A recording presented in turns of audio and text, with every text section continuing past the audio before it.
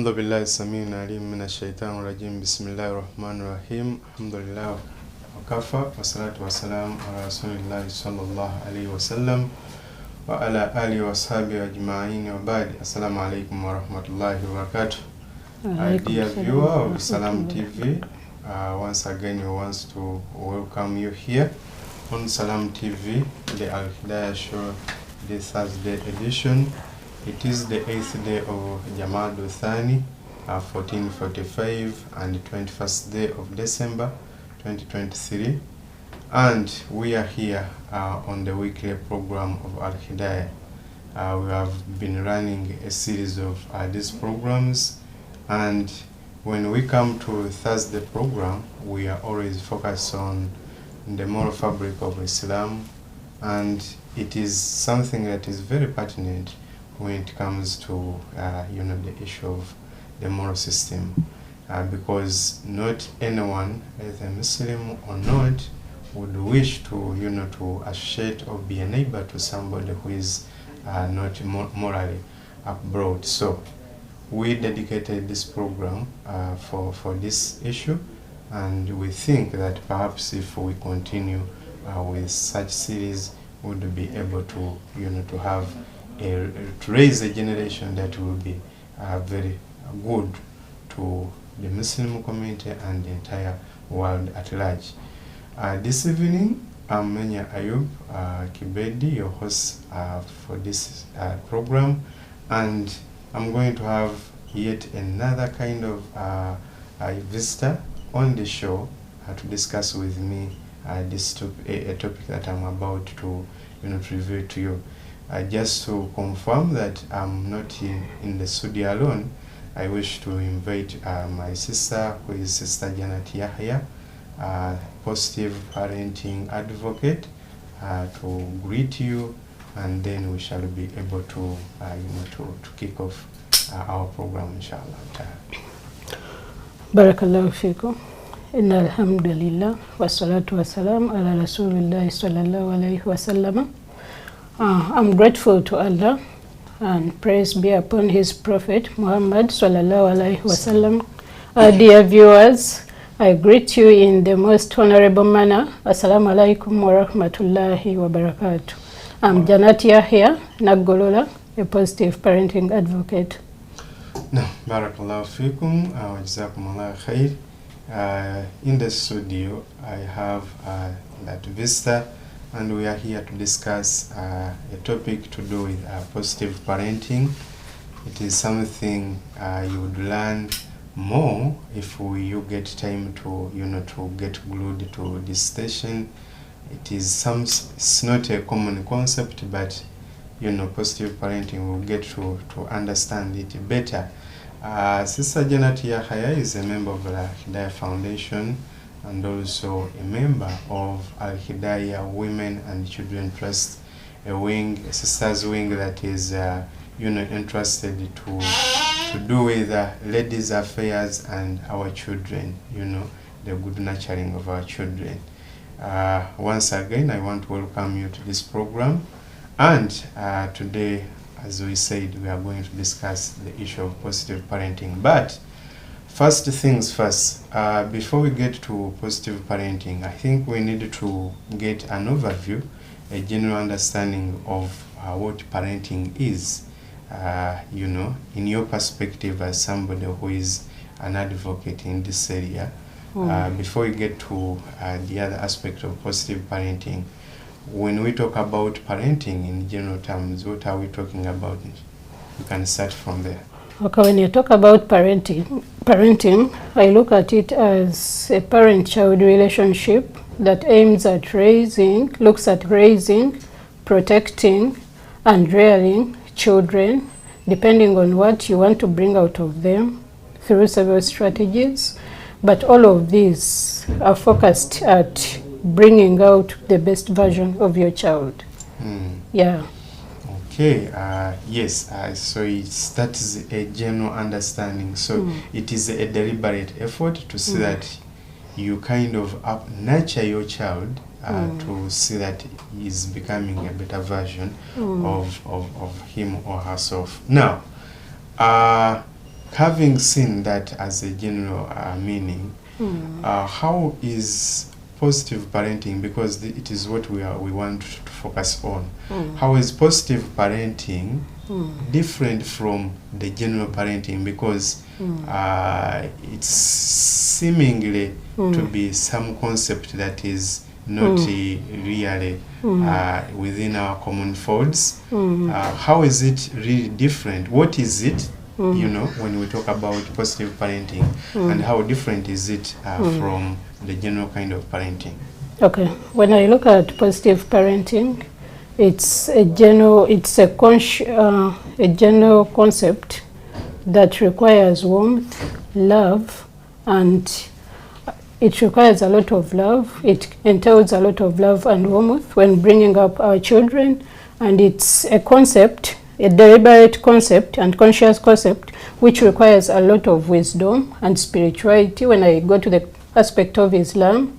And I'm saying wisdom and spirituality because it has a lot of obligations, and most of these obligations we root them from the Quran and teachings of the Prophet Muhammad sallallahu alaihi wasallam. So, Brother Ayub, I'm looking at positive parenting, but in the perspective of Islam. Okay. Yeah, that's why I'm saying it requires a lot of wisdom and spirituality. Okay. But yeah.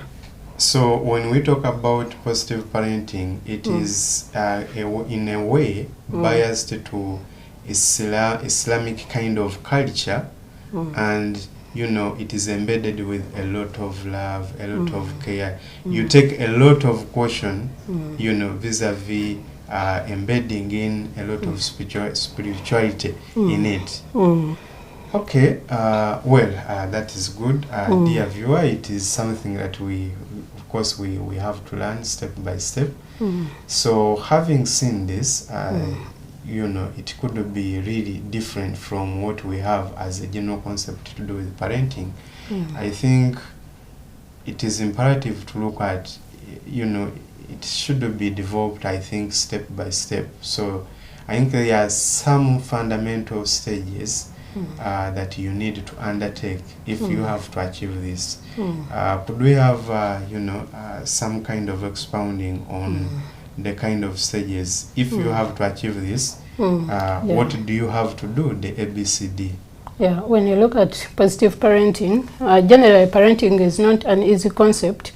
The reason being, children don't come with manuals that this child, you're going to upbring her or rear her depending on this manual.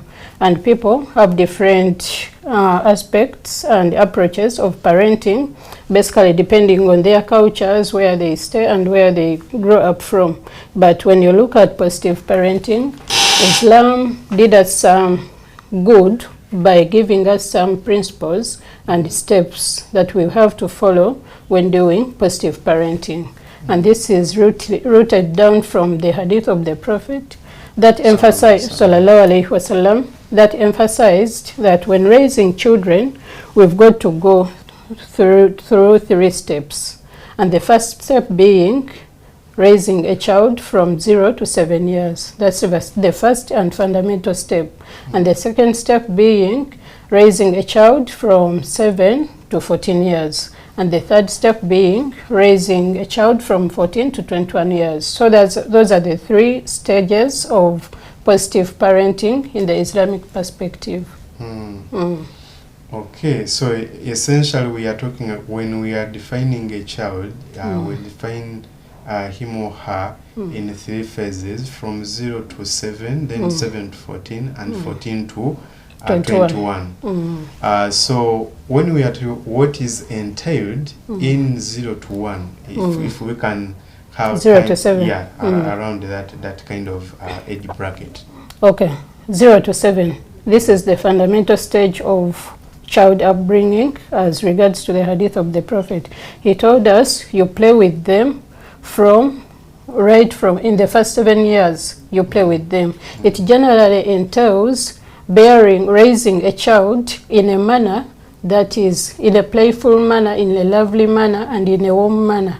So it takes us back to positive parenting. So in this stage, it's generally a stage of emulating, it's a stage of modeling, and it's a stage of children emulating whatever they see from us. And what's funny, Brother Ayub, people say that during this stage, children don't understand. That's why they don't teach them the rituals, the basics of Islam.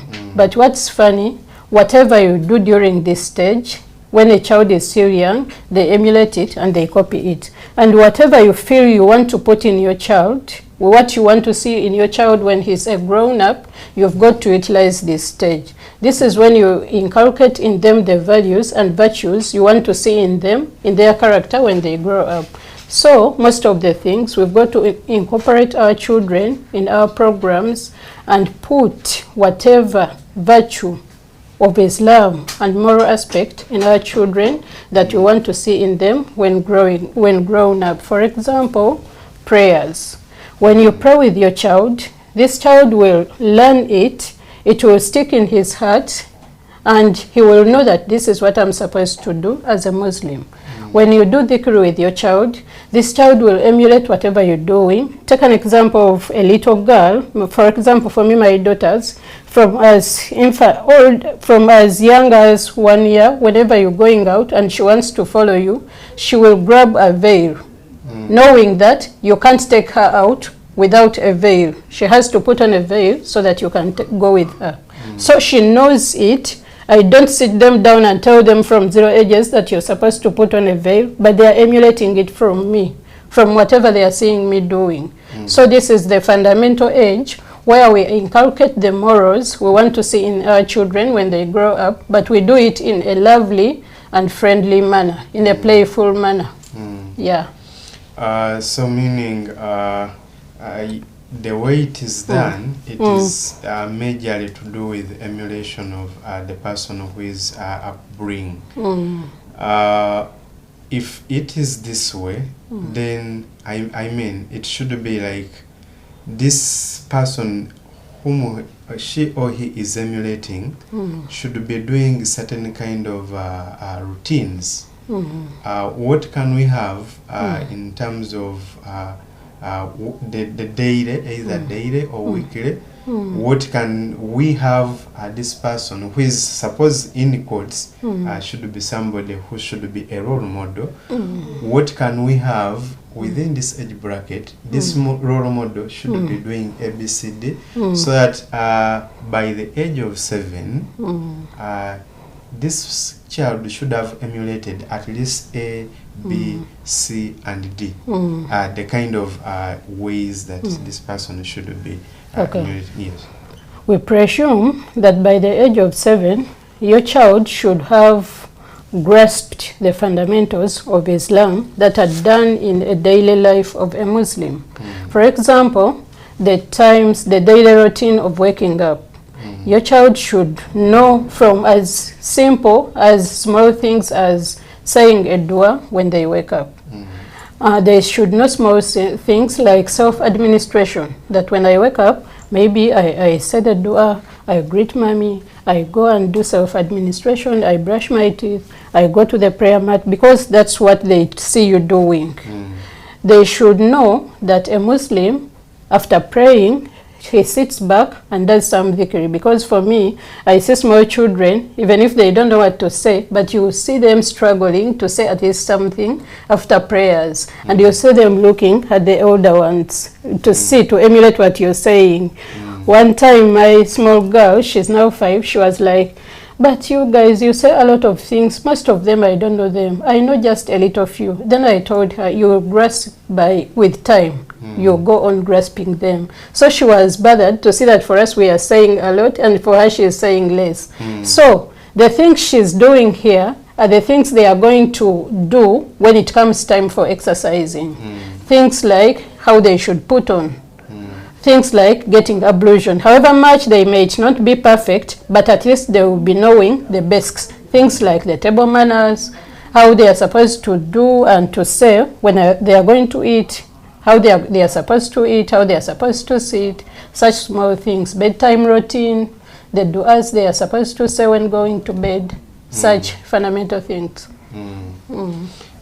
Yeah, barakallahu fikum. I think from what I see, well, whatever you have explained, it should be a kind of joint effort between the father and the mother, but as if it should be majorly to do with the mothers, because essentially the fathers usually on hustles, trying to make they spend less time with children. So in your perspective, how do we see this, a gap between what should be inculcated within these children by the father, of course it should be a shared responsibility, and the mother?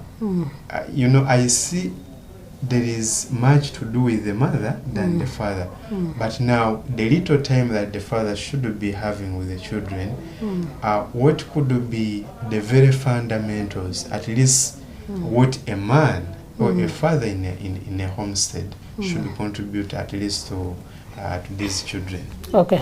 Looking at our schedule as parents of today, especially the fathers, since they are the breadwinners, they have a lot to do when it comes to bringing bread on table. So depending on the busy schedule, we have a thing we call quality time in parenting. So it only doesn't apply to mothers, but to fathers as well. Fathers should look in their busy daily schedule and bring out something, however small it could be, however small, like 5 or 10 minutes or 20, and look out that specific hour in their day and give that some quality time to their children. It could be, it might not be easy to get it, like as in getting time and sit down and do something, but it could be in times like times for meals. A father could be like, each and every day I have breakfast with my children. Each and every day I have supper with my children. You get that time out of your busy schedule that you can get to spend with your children without any interruptions. And you can utilize that time fully to inculcate something, however small it could be, in your children. It could be time for prayers. Some fathers are like, for me, whenever I go for morning prayers at the masjid, I go with my children. So you get out of your busy schedule some time, however small it could be, and you give some quality time to your children and utilize that time to inculcate something in them. Okay, I understand. Barakallahu fikum, at least up to that point. So I think that we have been talking about the span of the first stage of 0 to 7. Talking about the second stage of 14 to 7 to 14. 7 to 14. What is so important, what is so crucial within this stage? Okay, when the Prophet from the other hadith I talked about, when he was talking to us, he looked at this stage as the stage of logical reasoning, because this is the stage where he emphasized us to teach to our children. This is generally a stage of teaching. Teaching Islamic principles, ethics, and deen to our children, and this is when we tell them to implement. For example, there is hadith that emphasizes us to teach sports to our children, and the Prophet talked about sports like swimming, sports like horse riding. So it means at this stage a child is fully developed in reasoning, and he can know, he can differentiate good from bad, and this is when we have to tell them that this is what you're supposed to do. This is what they are so curious and energetic, because this is when he even instructed us to tell them to start praying. Remember, they have been seeing it from you, you've been modeling it to them, they have been emulating it. Now it's time to practice, to exercise. So this is the stage of logical reasoning and exercising whatever they have been seeing, and it's the time of teaching them our deen fully and to put into practice according to their age and classes. Okay, you have, your explanation has been a kind of generic. I think for better understanding and for the most benefit of my viewer, we needed to do some kind of itemization of what can be entailed in this stage beyond the general concept of being inquisitive, logical kind of stage. What can be the nitty-gritty within this stage? It's at this stage that we should start instructing our children to pray. It's at this stage that we should start setting rules to our children and telling them, because in our houses we are supposed to have house rules, telling them that in this house we are not supposed to do this. At this time, a Muslim is not supposed to be out. At 7, we are supposed to close our houses. When it's time to prayers, it should be strictly prayers and nothing else. For example, when we are eating, we shouldn't interrupt the procedure. We shouldn't be watching TV when eating. We should greet visitors when they come to our house. So this is a period when you set the rules, and you should go ahead and explain to them why they should obey these rules. Because remember, we are talking about positive parenting. We are inculcating rules in our children, but in a warm and friendly manner, so that they can know why they are doing what you're telling them to do, to avoid resentment. Okay, so it's there is something there that you hinted about to do with explaining to them. So that means there should be a deliberate effort of giving the rationale, because usually we tend to resist certain things, because humanly we always want to know the why. So I mean, from what your explanation, you're saying we do explain. So meaning that we should always explain, give the rationale as to why we are saying ABCD. But there is always some hard questions to to handle. A child may give you really a big question. It's $1 million question, and you fidget on how you can be in a position to answer. How can we handle this situation? Because at this stage, they are asking questions. At times, the right answer is beyond their scope when you give the right answer, ideally. But then, how can we handle this? Because you need to give an answer, as you are saying, but it should be with a lot of logic, with a lot of wisdom, considering that this is a very tender age. How can we handle this situation? Okay. As I told you, this is such a so curious stage, and it has a lot of energy. They want to know everything and why. First of all, as a parent, you should be so much truthful. Some parents have habits of lying to their children. And when a child asks you something that you think is beyond their understanding, and then you start lying. For example, some mothers, this goes so much to mothers, when they want a child to do something, they will lie that you do this, I will give you a sweet, and yet in the actual sense, she's not giving it. There are some curious questions that children mostly ask. For example, where do children come from? Mommy, where do you get children from?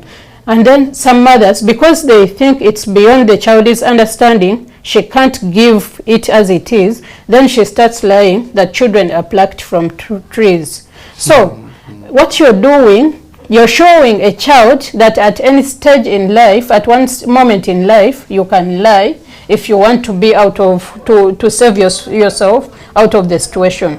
Now, Brother Ayub, when it comes to your question, the difficult questions, we call them those difficult questions and difficult conversations. Sometimes we need to talk the hard things to our children, but it depends on the age of the child. It should be age appropriate. For example, a child, by the time a child asks you something, it means he has started wondering what it is. He's curious about that thing. So that's one of the things that prompt us to tell such difficult things to our children. The moment the child asks you about something, it means if you don't tell the child, she's going to go and ask someone else. So you have to do research and talk to your child age appropriately and bring an answer which is right, but depending on the age of your child. You can tell her, for example, that children come from the womb. Allah puts children in our womb. So you see, from our stomach. You're giving her the answer that children are in the stomach, but you're not hinting the real aspect of where they are coming from, depending on the age of the child. So you have to give a right answer, but depending on the age of the child. Wow, that is wonderful. I mean, there are very many, questions, the hard questions, and the approach will always, I think, need to be varied as and when and according to the age, as you put it. Well, I think from here, let's move to the third stage.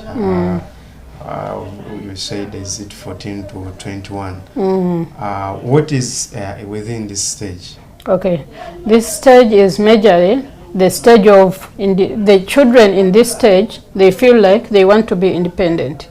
This is a stage where children feel that they want to implement whatever you've been telling them, whatever they have been learning from all the other stages, but they want to do it voluntarily when they are not forced to do it. And this is a stage where children, these teenagers, they are major teenagers, they feel like they want to do decision making. They want to start making their own decisions. And this is a stage of personality development. This is where the character comes out from what you've been inculcating in them from all the other two stages. So this is majorly a stage of advising. What we do here, we are not enforcing rules on our children, but we are advising them because we presume that by now they know whatever is supposed to be done, but how are they doing it? Which decisions are they taking? Which routes are they taking? So we are generally advising them, but in a very friendly manner. We have to befriend them. We make them our friends. We bring them closer, so that they don't go astray, because this is a very tender stage, Brother Ayub. This is the teenage age, where we presume a child's brain is not fully developed, and they are not acting out of logical reasoning, and just they are acting emotionally. Because by this stage, the prefrontal context of their brain has not yet developed, so they are acting out of emotions. So we have to give them a lot of advice, and in a friendly manner. Okay, I think we need to throw more light on, because when we are saying a child at this stage wants independence, wants to make independent decisions and the like. Can we have more elaboration on this stage? What characterizes the children in this stage? In kind of a broad manner, because let's have a lot more to expound on how can we better understand this child who is within this stage. Okay, this is a stage, majorly the stage between 14 to 21. This is majorly the stage of the youthful stage, the teenage stage. And in this stage, children are having a lot of confusion. They are having a lot of body changes, which are even affecting their emotions. They are bringing them emotional changes. So you find a child at this stage, they have developed a lot of higher sexual feelings. They are so much attracted to the opposite sex. They feel they want to make their own decisions. They feel they want to have their own space. They feel they don't want to be guided so much by you. They want to make their own decisions. They want so much to be alone. These are the children you find them confining in their rooms when they come back home. In most times they are in their rooms. They feel they don't so much socialize with the little ones. They feel they are independent. Yeah. So they feel they can do whatever they please if they want anyway. They feel they are no longer forced to do anything. So this stage is so much, there's a lot of resentment, there's a lot of confusion in the teenage age, and that's why I call it a stage of advising generally and in a warm manner. Okay, so you are talking about advising. Well, there is always a saying that spare a rod and spare a child. What is your take on this? Because when we were growing, it is not how we were brought up. And perhaps we see ourselves as, people who are not that bad-mannered. And we want to think that if we don't do the same, then our children could end up, getting spoiled. So between the two approaches of merely advising and talking to to these children, vis-a-vis the way we were brought up, because most of us at this age, this is not how we were brought up. There was always the carrot and the stick, spare a rod and spare a child. What is your take on this? Now, the problem with this, the problem with being so much violent and being so much harsh on the children, the more you harsh on them, the more they are going to be resentful. The more you raise your voice, the more they are going to raise more. They are going to rebel more. Because this stage, I told you, it's a stage of confusion. That's why during our ages, you could find a lot of children running away from home, majorly during this stage. And we thought it was normal. When a child grows up and is in teenage age, they usually run away from home. So the moment you put a lot of pressure on this child, they will feel that they want to come out of their shell. And if they feel that they cannot be accommodated in your rules, in your strict rules, they will pull out of the shell and they run away from you.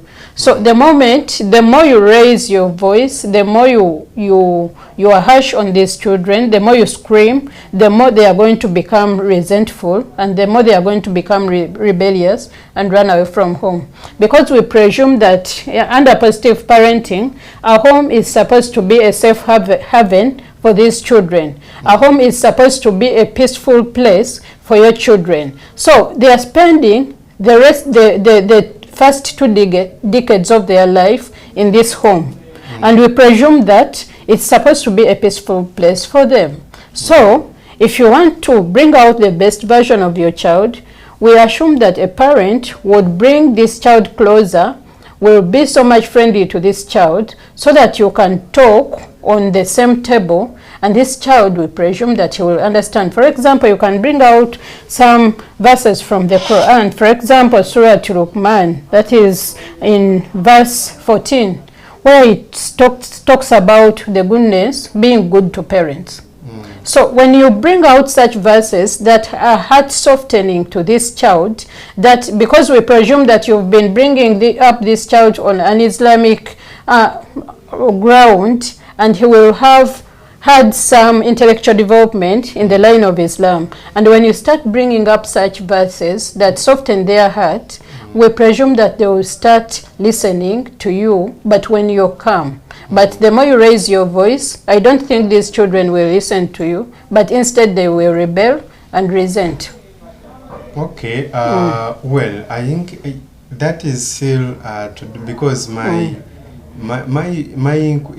being inquisitive is striking a balance between the advocacy of a child being raised without any kind of carrot and stick. That I want to strike a balance between when this child is misbehaving, can I have a stick just to have a gesture that I'm punishing you for this, not to to beat a child to the core, but I have this gesture that I'm not pleased with you, I'm not pleased with this, then I'm giving you 2 canes, gently. That is what it is my kind of thinking. Well, how is this? Okay.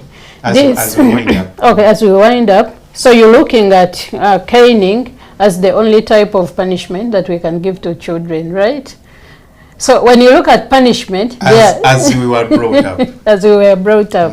Now, when you look at punishing children, there are very many types of punishments that we can give to children other than caning, though it's also part of the punishments. You can give punishments like taking away those things you feel your child likes so much, not until they do what you've told them to do. But when it comes to caning, if you insist on it, you can cane a child, but what parents of today do, they don't cane with caution.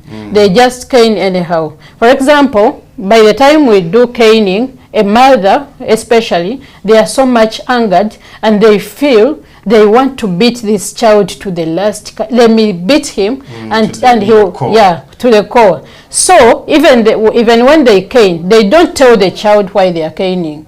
A mother is like, this child has been misbehaving for the rest of the last 3 months. I've put up everything together and now I'm going to cane him for each and everything. So in most cases we were caned, but in the actual sense we didn't know as to why we were even caned. So caning is not bad, but it should not be brutal. You cane in the right place and you give a reasonable number of canes, but cane with caution. Tell the child, I'm going to cane you because you did this, and today I'm giving you 2. The next time you do it, I will give you 5. So when you cane with caution and you do it reasonably, the child will know. Maybe it will be impactful, perhaps. But our parents, sometimes, some of them didn't do it the right way. They didn't cane with caution. Okay, Barakallahu Fikum, Jazakumullah Khair. It is an honor to have your sister Janet on this show. We have gone through the 3 stages of positive parenting, and perhaps we could have more expounding on this and the successive shows. But because of time, we can't exceed at this point. Inshallah ta'ala, we will have to end this program at this stage and be able to catch up with you. It may be in next time. With this, we come to the end of our show for this Thursday. Subhanakallahumma wa bihamdika ashhadu an la ilaha illa anta astaghfiruka wa atubu ilayk. Wassalamu alaykum wa rahmatullahi wa barakatuh. Wa alaikum salam. Salam TV.